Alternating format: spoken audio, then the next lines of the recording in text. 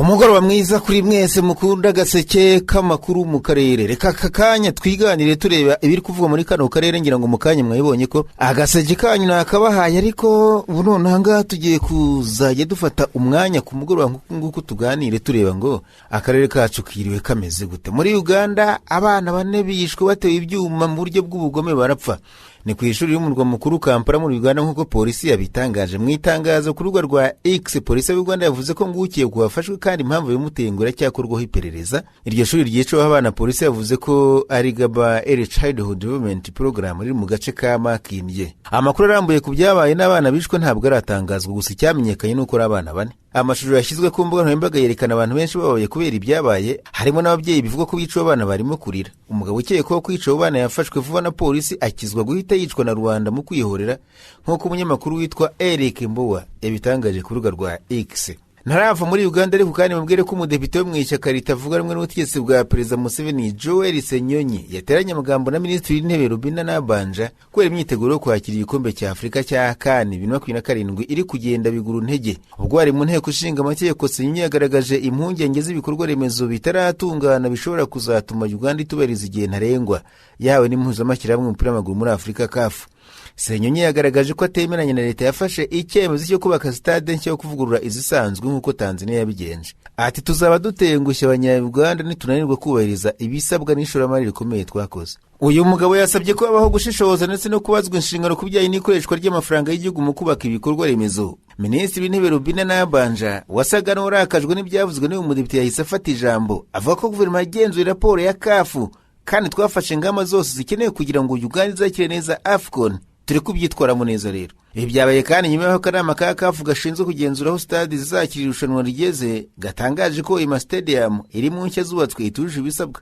Uganda, Tanzania na Kenya zafatanya kwakira igikombe cya Afurika cya 2027 giteganyijwe kuzaba ku matariki ya 19 Kamena kugeza kuri 18 Kanama umwaka utabirumvikana. Reka tujye muri Kongo Kinshasa mu burasirazuba bwa Kongo, naho agahenge kabaho ku mpapuro kurusha uko kabaho ku kibuga cy'imirwano. Mu mezi ashize ikibazo cy'umutekano mu burasirazuba bwa Kongo kinjiye mu cyiciro gishya cya diplomasi mpuzamahanga. I Washington muri Leta Zunze za Amerika zakomeje guhuza Kinshasa na Kigali ku rwego rw'ibihugu byombi. I Doha, Qatar yakomeje kwakira ibiganiro hagati ya leta ya Kongo n'Uburundi ku mpapuro. Ibyo byombi byatangaga icyizere ko intambara ishobora kugabanyuka cyangwa se igahagarara buhoro buhoro. Ariko ku rubuga rw'imirwano kuri kuratandukanye. Imirwano irakomeje mu bice bitandukanye bya Kivu Amajyaruguru na Kivu Amajyepfo. Impande zose zikomeje gushinjanya kurenga ku gahenge. Ronerutse gutanga umuburo ku mutekano ukomeje kuzamba ndetse ko ari gukoreshwa intwaro ziremereye na za drone, bikaba byongera ubukana bw'intambara n'ingaruka ku baturage. Umunyamakuru wa Bwiza mu isesengura yakoze atesara uburyo buhamye bwo gutuma aya masezerano ava mu byumba by'abadiplomate akagera ku rubuga rw'imirwano Washington na Doha, inzira ebyiri z'amahoro ariko zitarahuza n'ukuri kubiri ku kibuga. Ubu hari inzira ebyiri zigaragara mu gushaka umuti w'iki kibazo. Uwa mbere ni uwa Washington wibana cyane ku bana wa leta ya Kongo Kinshasa n'u Rwanda.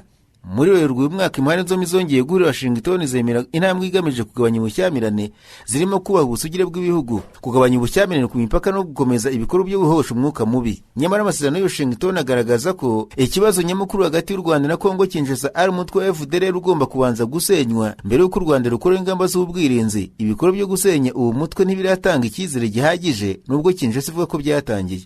Inzira ya kabiri ni iya Doha yibana ku biganiro hagati ya Kinshasa na M23 mu ntangiriro za Gashyantare umwaka. Impande zombi zasinye amabwiriza ngenderwaho agamije gushyira mu bikorwa uburyo bwo gukurikirana ndetse no kugenzura agahenge. Komisiyo y'umuryango wa Afurika yunze ubumwe ndetse na MONUSCO byabyakiriye neza, bigaragaza ko ari intambwe ishobora gufasha mu kubaka amahoro. Ariko ikibazo si uko amasezerano atabaho cyangwa se ngo adashyirwaho umukono.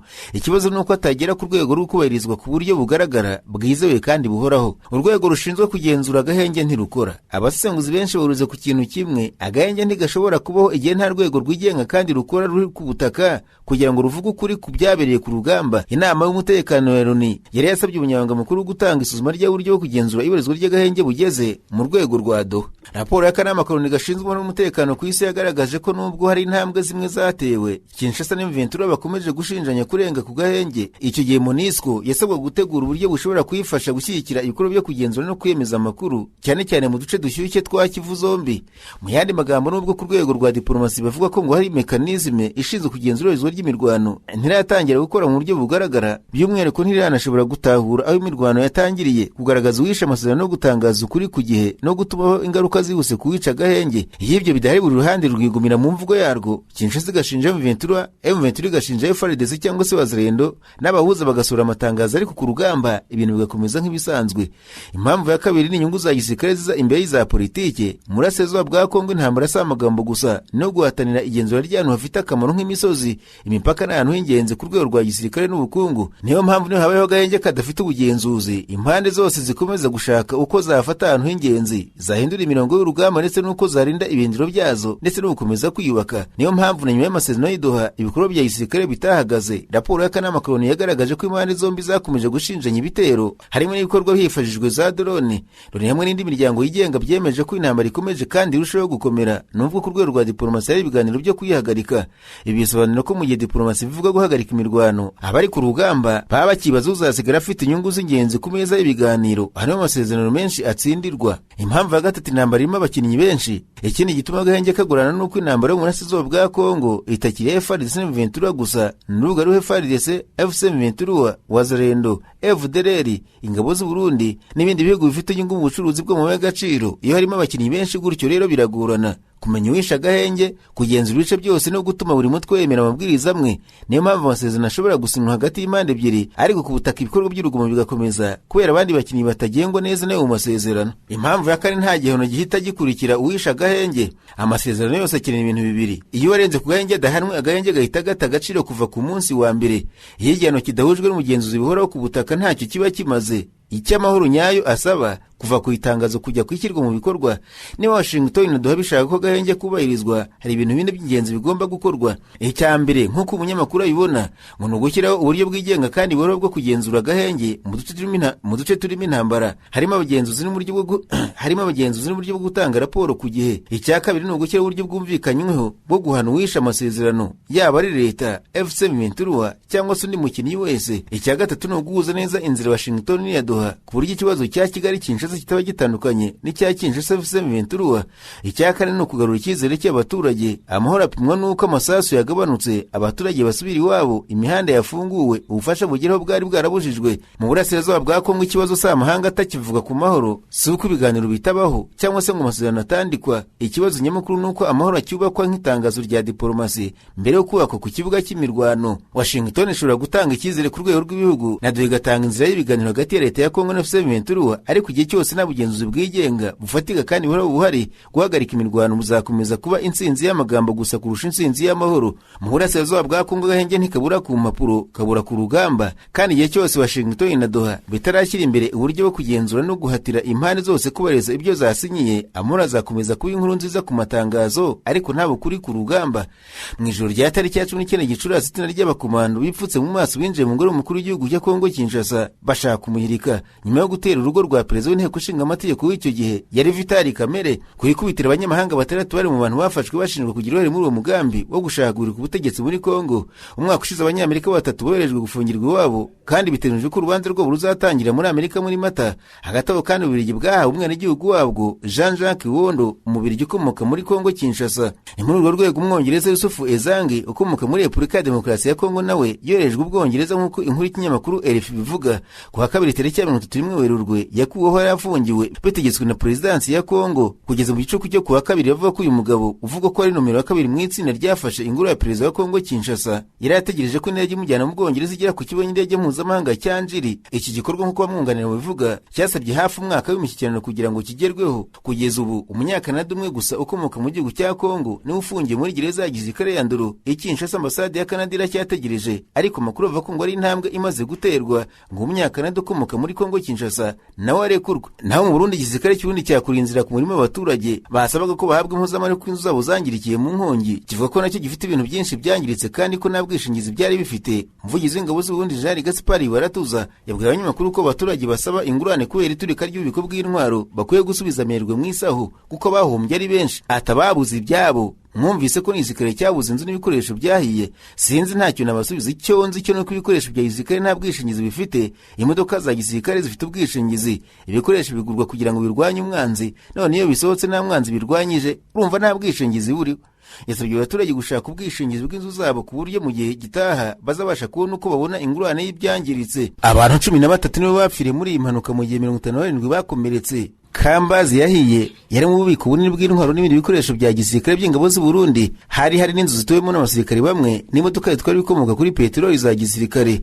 Ni ikigo gikikijwe n'ingo z'abaturage, ibintu bidasanzwe ku kigo cya gisirikare kiri mu bubiko nk'ubwo bw'intwaro gishyirwa hagati mu baturage. Nibura uvuye mu marembo w'icyo kigo uhita winjira mu gace ka Musaga n'ahandi hitwa Kinanira. Muri ibyo bice kandi no hari gereza ya Mpimba aho bivuga ko ifungiyemo abantu 8,000. Hafi y'iyo nkambi hasanzwe ishuri rikuru rya gisirikare. Ahubwo ububiko buri si kure yahoze hari inkambi ya gisirikare ya Para. Amakuru aturuka mu gihugu cy'u Burundi avuga ko hari abasirikare barebwa muri 40 bataye muri yombi, ariko nyuma y'inkongi y'umuriro yibasiye ububiko bw'intwaro bwo mu kigo cya gisirikare kirahitwa ku Musaga mu mujyi wa Bujumbura. Igisirikare cy'u Burundi kivuga ko iriya nkongi yatewe n'umuriro w'amashanyarazi, ariko andi makuru akavuga ko yatewe n'igitero cya drone cyagabwe ku bubiko bw'intwaro zari zibitse muri kiriya kigo cya gisirikare. Ni intwaro amakuru avuga ko zari zakusanyirijwe mu kigo cya gisirikare cya Musaga zivanywe mu bindi bigo bya gisirikare mbere yo koherezwa mu bice bitandukanye bya Kivu Amajyepfo muri Kongo Kinshasa gufasha ingabo za leta ya Kongo FARDC. Kugeza ubu abagabye iki gitero ntibaramenyekana. Kuri abasirikare batawe muri yombi n'abakekwa ko bafite abahurira na ririya turika.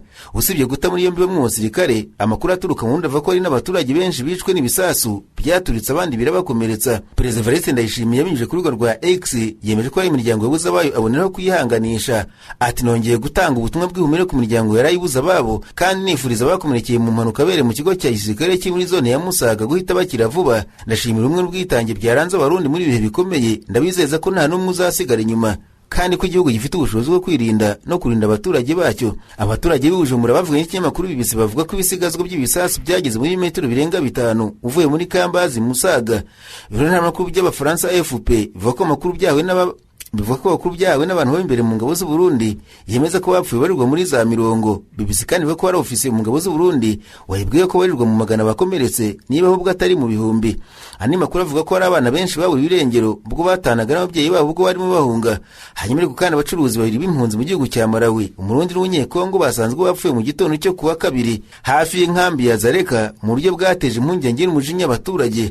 Abatangabuhamya bavuga ko bapfuye bari mu myaka 30, bavuye mu nkambi ku cyumweru gishize bagiye kurangura ibicuruzwa mu gihugu hagati, ntibigeze basubirayo kugiye bagomba gusubirayo. Bukeye imiryango yabo yamenyesheje abayobozi nyuma yo kubona ko baburiye irengero. Imibiri yasanzwemo ibimenyetso by'ibikomere byerekana ko bahohotewe mbere yo kwicwa. Amafaranga bari bafite nayo yaribwe mu kinyamakuru SOS Media Burundi kibyandika. Umwe mu bagize umuryango w'Umurundi wishwe ati twabanje kugira impungenge bataragaragara kuva ku cyumweru, bukeye twamenyesheje abayobozi hanyuma basanga bapfuye mu gitondo cyo kuwa kabiri. Biragaragara ko banizwe. Turasaba ko hakorwa iperereza kugira ngo hamenyekane abakoze ubwo bwicanyi bubiri. Ubwicanyi buri bugaragaza umutekano muke mu karere ka Dowa, aho inkambi ya Zareka iherereye, icumbikiye impunzi zirenga 50,000 harimo abarundi barenga 11,000. Amakuru aturuka muri ako gace yerekana ko ubugizi bwa nabi bukunze kuhagaragara.